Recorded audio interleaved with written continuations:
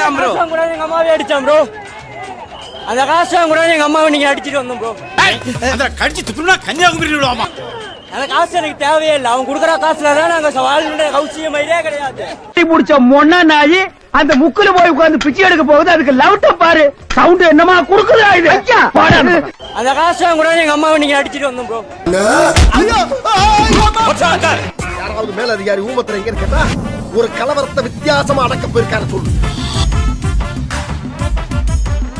போறீங்க விஜய்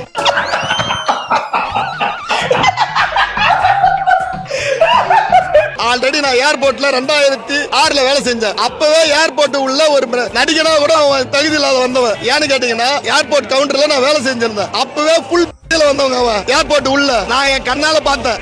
நாங்கெல்லாம் பச்சையா ராவா 2 பாக்கெட்டை உடச்சி சாப்பிட்டு அட்டண்டத்துல கன்மார் நிக்கிறோம்டா. அவனை யாருமே மதிக்கலங்க. முதல்ல அவன் நல்லா வந்தாதான மதிக்கிறதுக்கு. அவன் வந்தா ஃபுல் வரணும். அரை மெண்டலுங்க அவன். அப்ப ஒரு அரை மெண்டல், அவன் ஒரு அரை மெண்டல். என்னையா சொல்ற? அதுக்கு அடிமை, பொம்பளையில அடிமை.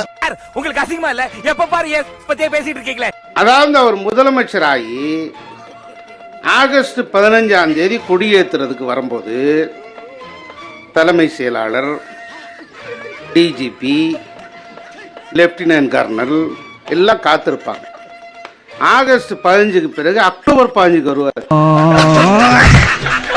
அதே மாதிரி சிபிஐல கேட்டிருக்காங்க, என்னங்க இந்த மாதிரி பிரச்சனை ஆயிடுச்சு, 41 பேர் இறந்துட்டாங்களே, என்ன சிக்கல்னா எனக்கு தெரியாது சார். நான் இட்னு வர்றது இட்னு போறதுதான் சார் எனக்கு வேலை சார்.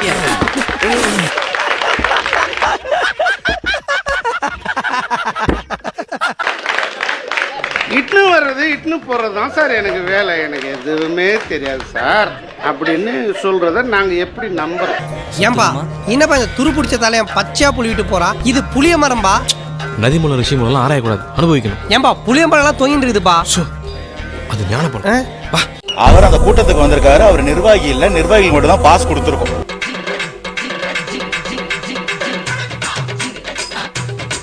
அவர் அந்த கூட்டத்துக்கு வந்திருக்காரு. அவர் நிர்வாகி இல்ல, நிர்வாகிகள் மட்டும் தான் பாஸ் கொடுத்திருக்கோம்.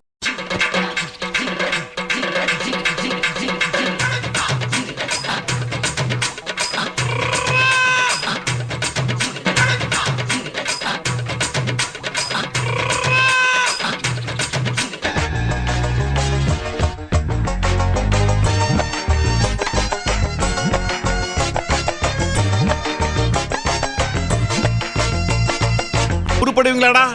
உடம்பெல்லாம் புண்ணா போகுண்டா, புண்ணாக்குங்களா? பாதர உன்னதான் சொல்றாரு. விசில் அடிச்சா கூட்டம் தான் அப்படிங்கறத நிரூபிச்சிட்டாரு. மடக்கு ஊதின்னு சொல்றாரு. அவருக்கு அரகறாரு சவுட். அவருக்கு அட பாவியலா, அவெல்லாம் ஆளும் மயிரே இல்ல சார். இப்படி தாண்டா அசிங்கப்படுறதுனா வாழ்க்கையில. சீமானாவது ஓமானாவது அவர் பழைய சாமான் சார். இது என்ன பிரமாதம்? இது விட பெசலைட் ஒண்ணு இருக்கு. சாமான் சார். சீமான் இருக்கிறாருல, சீமான் அவர் சொன்னாரு, என் தம்பி வந்தா நான் தோல் கொடுப்பேன் மயிறு கொடுப்பேன்னாரு. ஏய், என்னைய வச்சு ஒண்ணு காமெடி கிமெடி பண்ணல. உனக்கு என்னடா தெரியும் அப்படிங்கிறாரு. அவனே பச்சாந்தி பையன். நல்ல வேலைப்பா, யாரும் பார்க்கல. தருகுறி பையன். நீ கேட்ட ஒவ்வொரு கேள்வி என்ன செருப்பால் அடிச்ச மாதிரி இருக்கு. அவன் கிடக்குறான். காது என்னாச்சு? ஓஹோ, காது தனியா வெளியே வந்துருச்சா? செத்தவன் உயிர் பெற்று வந்தாலும் வரலாம், ஓலக்கடல் ஊமை ஆனாலும் ஆகும்.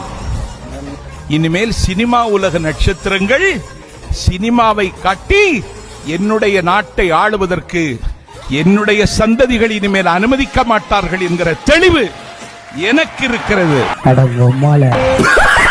ஒரு சம்பவத்துல பாத்தீங்கன்னா 41 பேர் உயிர் இழந்தாலும் மக்கள் கரூர் மக்களாலும் சரி, தமிழக மக்களாக இருந்தாலும் சரி, தமிழக வெற்றி கழகத்தின் தலைவர் மீது இருக்கிற அந்த அன்பும் பற்றும் குறையவே இல்லை சார். இவன் என்ன பண்ண சார்? ஜனங்க ரொம்ப ஆர்வமா இருக்காங்க. அவங்க கிட்ட ஒப்படைச்சோம்னா படிக்கல்லையே பலி போடுறோம். விஜயின் பரப்புரை கூட்டத்தில் ஒருவர் மரணம் அடைந்தது தொடர்பாக தற்போது வழக்கு பதியப்பட்டிருக்கிறது. எங்கடா உங்க லீடர்? சொகையோட தான் சொல்லுவேன். என்ன கேட்டீங்க? உங்க லீடர் எங்க? அவனை பத்தி பேசாதீங்க போலீஸ்கார். ஏண்டா? அவன் என்ன பண்ண தெரியுமா? என்ன பண்ணா? இப்படி திரும்பி அப்படியே ஓட்டான் சார். யாருக்கு ஓட்டு போடுவ? மோயப்ப கோச்சி எவனுக்கு போடுறேன்? ஏன் எல்லாம் கேட்டுக்கிறேன்? விஜய்க்கு போடு. கோயிலுக்கு தான், அவளுக்கு தான் போட்டு தான் பந்து. விஜய்க்கு போடுவே? யாருக்கு போடுவ? எந்த கோயிலுக்கும் போடு. விஜய் போடுறியா? போடவே போட மாட்டேங்குது.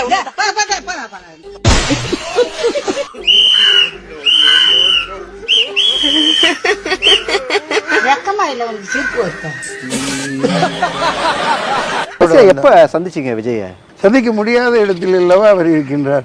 அப்படி ஒரு உயரத்தில் இருக்கிறார். நம்மளெல்லாம் நீசர்கள், தோஷர்கள், துஷ்டன்கள் என்று பார்க்கிறார் போலும். இவன் ஏன் இவ்வளவு சோகமா பேசிட்டு போறான்? ரஜினிகாந்த் சார் அப்படிதான், ஈஸியா உடனே பார்த்துடலாம். எங்கேயாவது தோட்டத்துக்கு போயிருப்பார், வெளியே போயிருக்கார், ஷூட்டிங் பாங்க, 6 மணிக்கு டம்மால்னு ஃபோன் பண்ணுவார். மஞ்சு பேசுங்களாமே, என்ன விஷயம், வாங்க, உடனே பேசிடுவார்.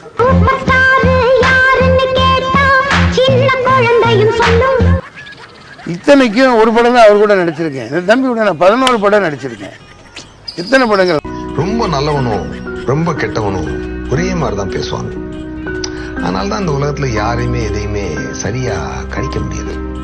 பிறப்பால ஒரு உயர்வு தாழ்வு கிடைக்கிறத நாங்க எதிர்க்கிறோம். ஆனா ஐயா உதயநிதி ஸ்டாலின் அவர்கள் 21ல எம்எல்ஏ ஆகி 23ல மினிஸ்டர் ஆகி 24ல இன்னைக்கு துணை முதலமைச்சரானது. இதுக்கு பேரு சனாதனம் இல்லையா? செருப்பு கட்டி மூஞ்சி மாதிரி அடிச்சு போடுவேன். சனாதனம் என்றால் என்ன தெரியுமா? ஸ்டாலினுக்கு அப்புறம் உதயநிதி வர்றது சனாதனம் அப்படின்னாரு. அப்படி இல்ல. ஸ்டாலினுக்கு அப்புறம் உதயநிதி தேர்தலிலேயே போட்டியிட வேண்டாம். ஸ்டாலினுடைய சமூகத்தை சேர்ந்தவர் என்ற ஒற்றை காரணத்துக்காக சாதியின் அடிப்படையிலேயே அவரை எம்எல்ஏ ஆக்கிட முடியும், சாதியின் அடிப்படையிலேயே அவரை மந்திரி ஆக்கிட முடியும் சொன்னா அதன் பெயர் சனாதனம். அப்படி இல்ல, அவர் மக்களை சந்திச்சாரு, தெரு தெருவா போனாரு, ஓட்டு கேட்டாரு, மக்களின் நம்பிக்கையை பெற்று வெற்றி எம்எல்ஏ ஆகி போயிருக்கிறாரு.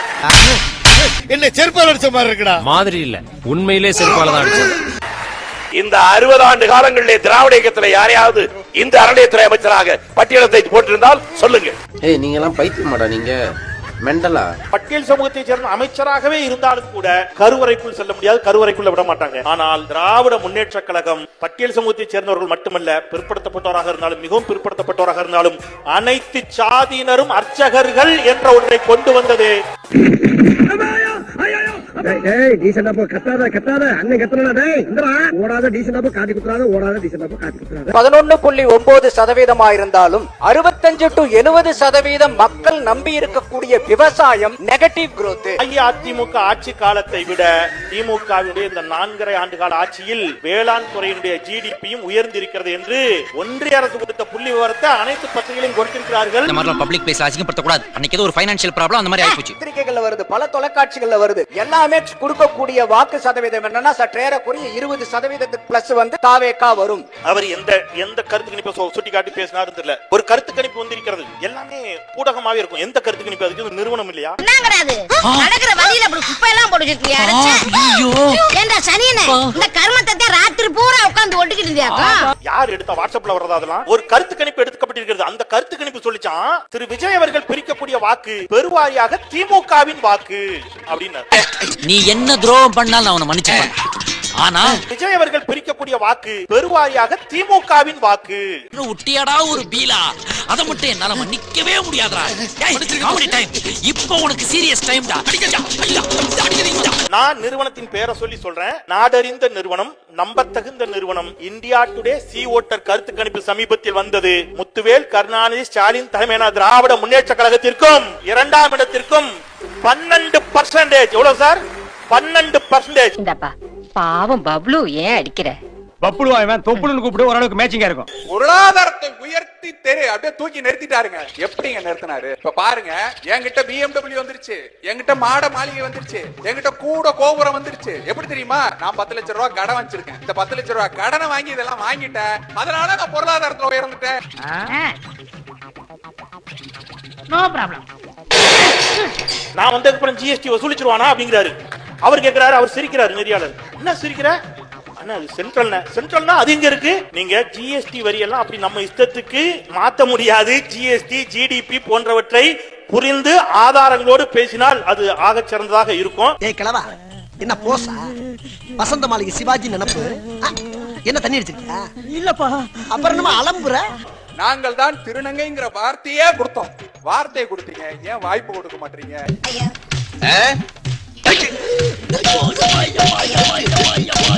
திருநங்கைகள்னு பேர் வச்சுட்டா போதுமா அப்படின்னு கேட்டீங்க. திருநங்கைகளுக்கு என்று நலவாரியத்தை தந்தவர் முத்தமிழர் டாக்டர் கலைஞர். அரசு பணிகளில் ஆண் பெண் என்று மட்டும் இருந்தது. அதில் நீங்க திருநங்கையா திருநம்பியான்னு குறிப்பிடுவதற்கு ஒரு காலம் ஒதுக்கி அரசு பணிகளில் எத்தனை திருநங்கைகள் திருநம்பிகள் பணியாற்றுகிறார்கள் என்று உங்களுக்கு தெரியுமா? நன்றியோடு நினைவு கூறணும். அம்மா ஏதோ வெடிக்குதே.